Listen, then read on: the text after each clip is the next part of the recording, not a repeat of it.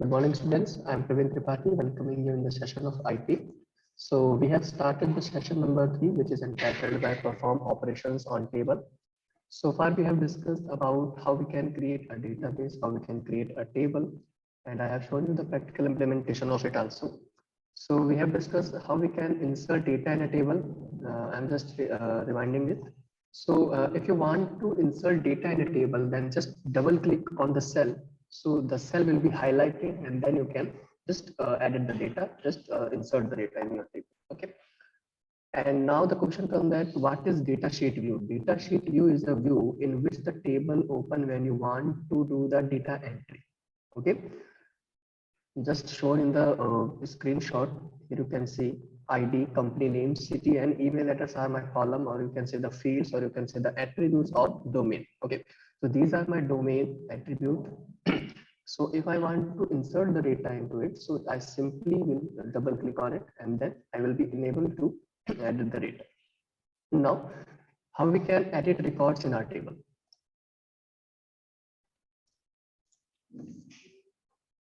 So if you want to edit a record, or you can say edit data in our table, so we can just simply double click on the data, or we can click here on the edit data button, which is available in the toolbar. Okay, so if you are selecting any kind of data and then selecting the edit data button, then you can also edit it. Edit means that you can just change it, also update it, that means, or you can delete it also. Okay, now deleting records from the table, how you can delete it? Just select the data, it will be highlighted.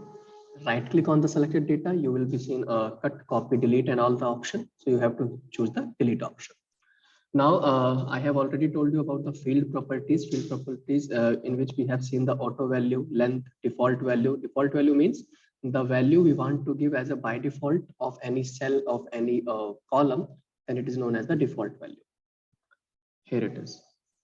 And then one more column is here, format example. Format example, supposingly if you are dealing with the date of birth or such as age, so you can set that example as a date, or you can say the DDMMYY format, that means date, month, and year format. So you can set the format of your column according to your convenience. So that's the quick recap what we have understood yesterday. Now the new topic for today is sorting data in a table. How we can sort the data in our table. Sorting means that we are arranging our data in ascending order or in descending order. It's a very basic thing. Okay. So we don't want to store the data which is hectic, which is not understandable by easily by us. Okay. So that's why we use the sorting data in our table.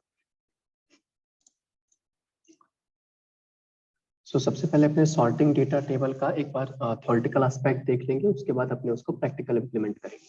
तो theoretically अपने क्या देख सकते हैं कि we may sort the data in the table. To sort the data follow the given step. तो देखिए sort करने के आपके पास दो तरीके होंगे, या तो आप A to Z यानी कि आप क्या करेंगे असेंडिंग ऑर्डर में, या Z to A यानी क्या अगर आपके पास ऑप्शन है, अगर आप करना चाहते हैं तो आप उसको क्या कर सकते हैं डिसेंडिंग ऑर्डर में भी उसको सॉर्ट कर सकते हैं. So open the table in the data sheet view. आपको जो टेबल है वो डेटा शीट व्यू में ओपन करनी पड़ेगी. There are sort options from A to Z और Z to A part of the interface. Keep the cursor on the column where the sorting should take place. ठीक है, जो भी आपको जैसे सपोजिंगली आपको ये डेजिग्नेशन नाम का जो भी कॉलम है, ठीक है, इसको आपको सॉर्ट करना है, यानी कि जो क्लर्क है यानी कि अल्फाबेटिकली अगर अपने देखें तो सी को पहले आना चाहिए है ना. अगर आपने इसको असेंडिंग ऑर्डर में कर रहे हैं तो सी, फिर उसके बाद एम, फिर उसके बाद टी. तो मान लीजिए मुझे इसको असेंडिंग ऑर्डर में सॉर्ट करना है, तो मुझे पहले इस कॉलम को सेलेक्ट करना होगा. I have to select this column to sort it. Okay, once I have selected this column, then I have to go with this toolbar. Mark my point, this is our toolbar in which we have save option, edit option, copy, paste, and rewind, and seeing the things. Okay, so if we want to sort it, then we have to select here A to Z, Z to A for according. If we want to just sort the data in ascending order, then we will select this option. Otherwise, we will select Z to A option. Okay, so I will show you the practical implementation also. Okay, but first understand the one major topic of today is referential integrity. Mark my point, this is very important topic, referential integrity, because it contains the concept of foreign key. As I have already told you, what is foreign key? A primary key of a one table, when it is inherited in another table as a simple column, then it is known as foreign key constraint. Mark my point. Once again, I'm repeating the concept. If we have two tables, supposedly table A and table B. ठीक है, table ए में आपके पास एक primary की है, वही primary की जब आपने टेबल बी में इनहेरिट की, आपने उसको यूज किया, बट नाउ दिस टाइम वो प्राइमरी की नहीं है दूसरे टेबल में, वो एक सिंपल की तरह काम कर रही है, सिंपल कॉलम की तरह काम कर रही है, then it will be known as foreign की। Mark my point. Okay, foreign की समझ में आ गया।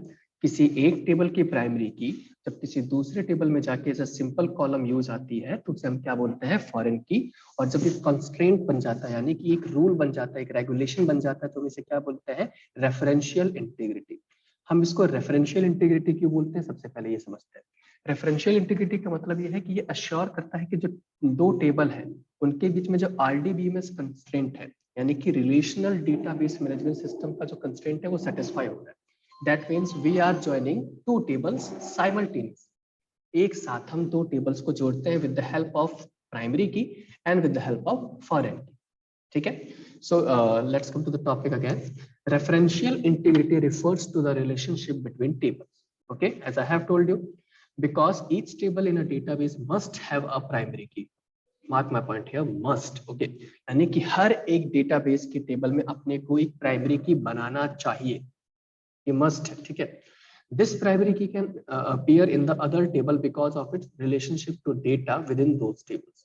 यानी कि यही जो प्राइमरी की होगी वो दूसरे टेबल में जाके क्या क्रिएट करेगी, रिलेशनशिप क्रिएट करेगी। दैट मीन्स वो आपस में इंटरकनेक्टेड होंगे। When a primary key from one table appears in another table, it is called a foreign key. Am I clear to everyone, students? What is foreign key? A referential integrity constraint is also known as foreign key constraint. So referential integrity is used to maintain accuracy and consistency of data in a relationship. That means if we are creating a two table, okay, table A and table B, और table ए की primary की मैंने table B में अगर मैंने inherit कर दिया, यानी कनेक्ट कर दिया, तो जो भी मैं टेबल ए के अंदर जो भी मॉडिफिकेशंस करूंगा, अपडेट करूंगा, वो सीधा रिफ्लेक्ट किसमें होगी, टेबल बी के अंदर। ठीक है, बट अगर मैंने टेबल बी के अंदर जो फॉरेन की बना रखी है वहां से अगर मैं कुछ डिलीट करता हूं, then I am not allowed.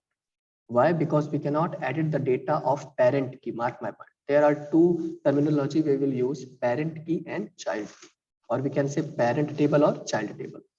We can edit, we can update, we can delete the parent table data only. We cannot delete, update, or change the data of child table because it is inheriting the data. Okay, it is only for reference. That's why it is known as the referential integrity studies. So this is very important topic, and I have already told you in the, I think, differentiation portion of that primary key and foreign key. Please read it down. So data can be linked between two or more tables with the help of primary key and foreign key constraint. Now we will understand the referential integrity, how it helps us. So adding records to a related table if there is no associated record available in the primary key table. That means कि अगर आपने दो tables को inter relate कर रहे हैं, interconnect कर रहे हैं, तो एक प्राइमरी की वैल्यू से मुझे दूसरी फॉरेन की वैल्यू इजीली मिल सकती है। समझ रहे हो, है ना?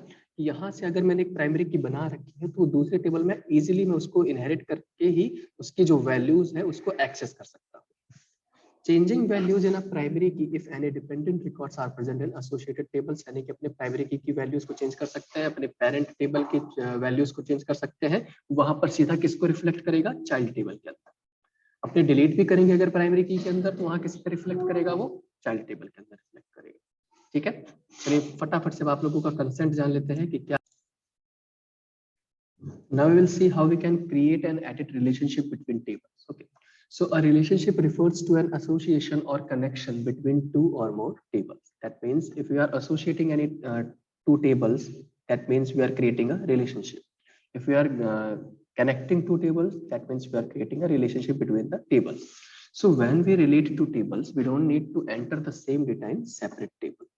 So relationship between table helps to save time as there is no need to enter the same data in separate table. It's very obvious to understand, I think.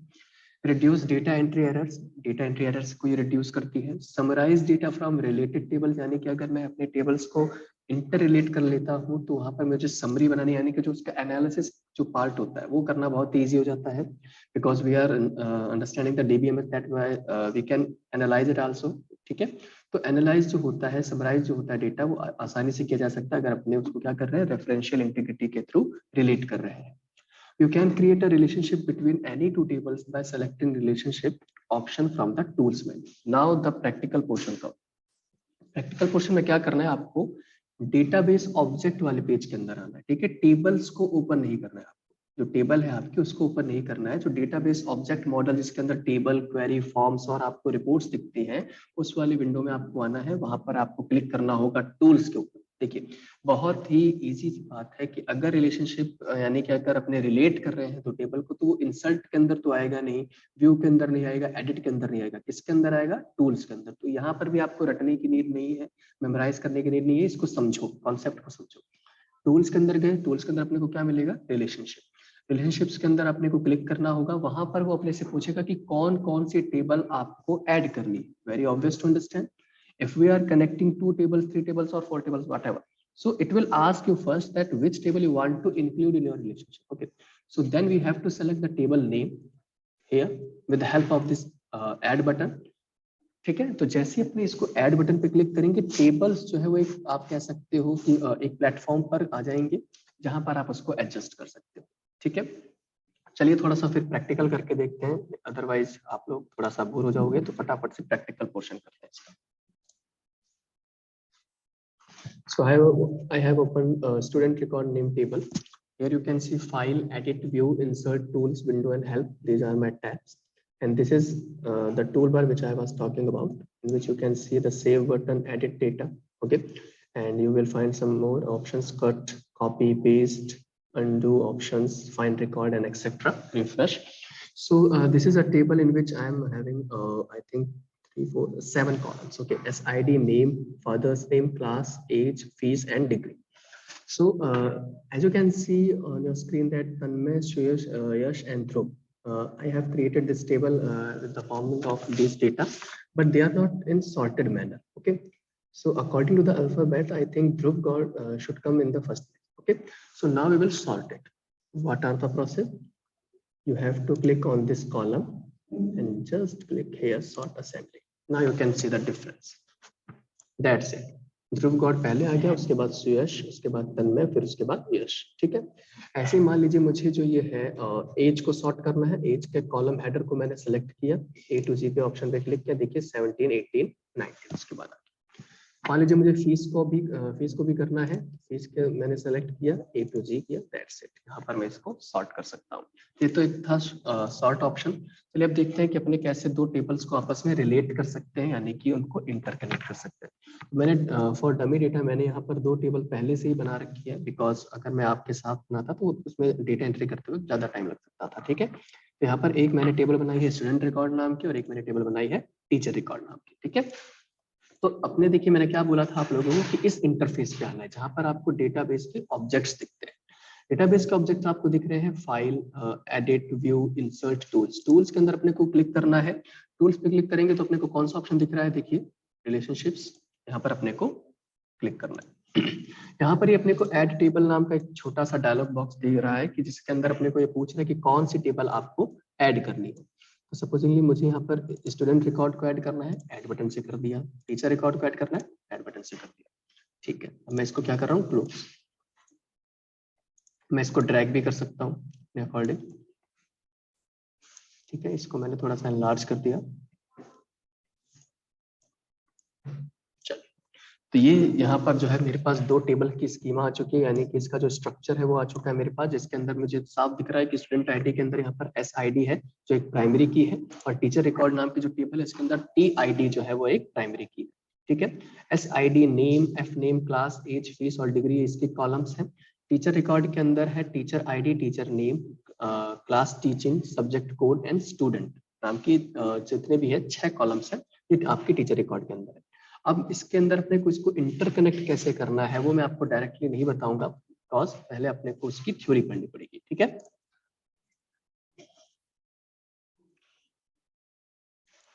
देखिए अपने जो टाइप ऑफ रिलेशनशिप यानी कि type of interconnection जो है table की, वो कौन कौन से टाइप की होती है, 3 टाइप की होती है, 1 to 1, 1 to many, और you can say many to 1 और मैनी टू मैनी। जो अपने कोर्स में सीबीएसई के करिकुलम में जो दे रखा है, जिसपे ज्यादा फोकस किया हुआ है, वो है 1 और 2, यानी कि 1 to 1 और 1 to मैनी, इन्हीं दो पे अपने पे ज्यादा फोकस करना है। तो जो सबसे पहला टॉपिक है 1 to 1, जैसे कि नेम ही सजेस्ट कर रहा है, बहुत ईजी है। बट उससे पहले यहाँ पर कुछ टेक्निकल स्टेप्स दे रखे हैं कि अपने कैसे कितनी दो टेबल को अपने रिलेशनशिप क्रिएट कर सकते हैं। दो तरीके हैं इसके। एक तो क्या करना होता है, अपने को इंसर्ट ऑप्शन में जाना होता है और सिलेक्ट करना होगा किस पे, न्यू रिलेशन पे, और यहाँ पर आपको एक रिलेशन डिजाइन विंडो खुल जाएगा। यहाँ से अपने से पूछेगा टेबल इन्वॉल्व कौन कौन सी करोगे आप। ऑब्वियस सी बात है, अगर अपने को कोई टेबल रिलेट करनी है तो at least, mark my point, at least अपने को 2 टेबल चाहिए होंगी। तो यहाँ पर इसने एग्जांपल में एम्प्लॉय नाम के टेबल और डिपार्टमेंट नाम के टेबल ले रखी है।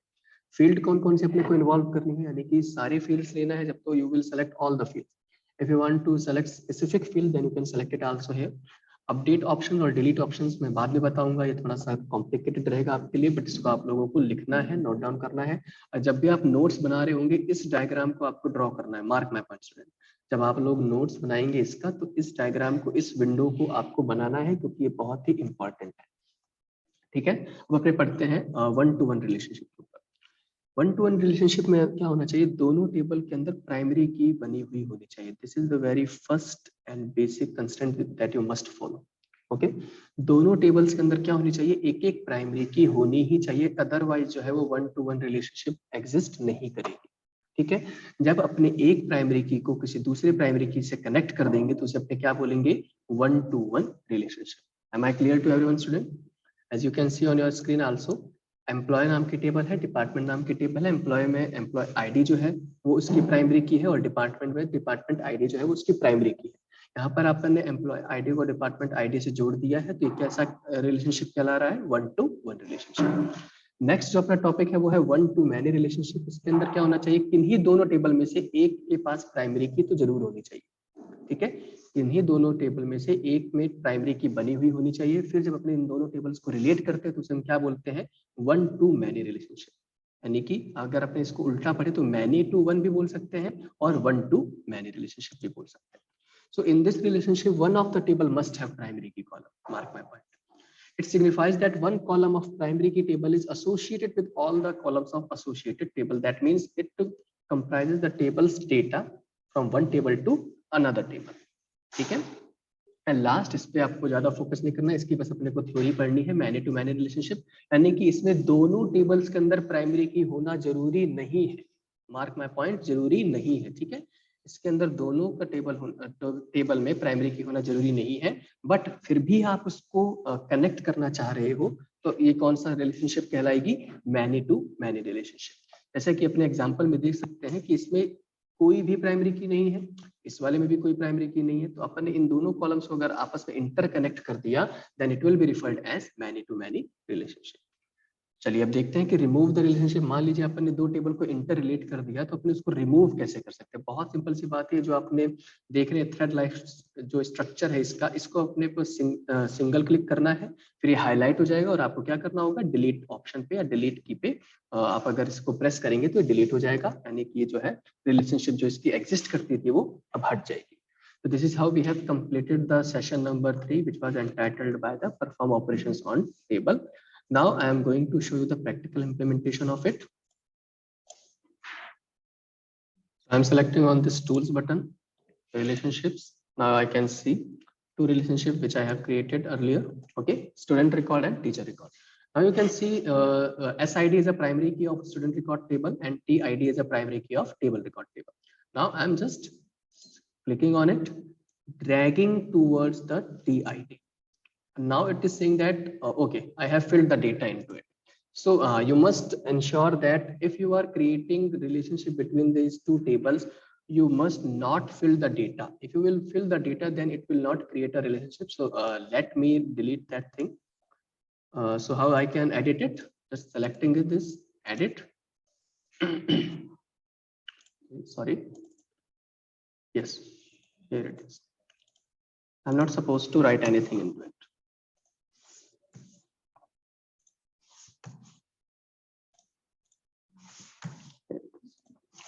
Saving it.